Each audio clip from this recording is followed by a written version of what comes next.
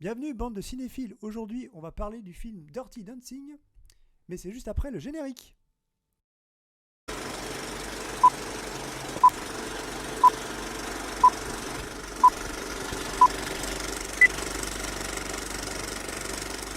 Donc il est sorti en 1987, on retrouve au casting donc, Jennifer Grey et Patrick Swayze.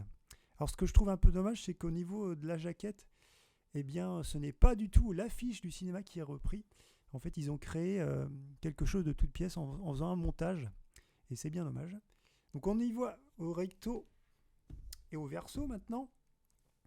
Le résumé du film. Été 1963, Baby Haussmann, qui vient d'avoir 17 ans, passe le mois d'août en famille dans un village de vacances de l'Oregon. Un soir, elle découvre le local d'un groupe de danse formé par les animateurs du village. L'ambiance est électrique, les couples se contorsionnent sur les rythmes lourds et syncopés d'un classique du rhythm and blues. Cette danse sensuelle provocante, c'est le Dirty Dancing. Pour Baby, c'est à la fois fascinant, terrifiant et délicieusement grisant. C'est dans ce cadre exaltant qu'elle fait la connaissance du beau professeur de danse Johnny Castle, dont elle va devenir la nouvelle partenaire. Du jour au lendemain, sa vie est transformée, mais sa rapide émancipation ne sera pas sans conséquences.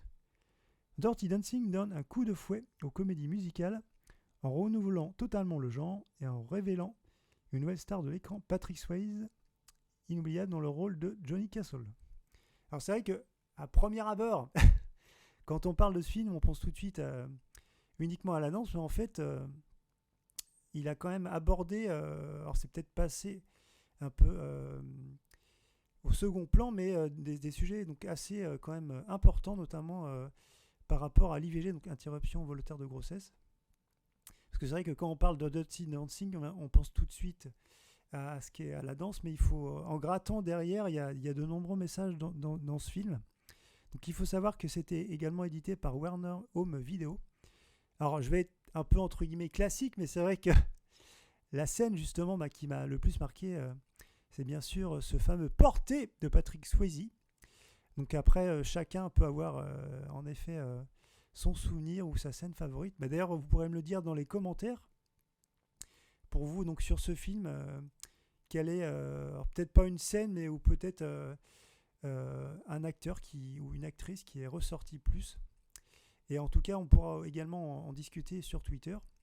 Et on se dit à très vite sur la chaîne. À bientôt.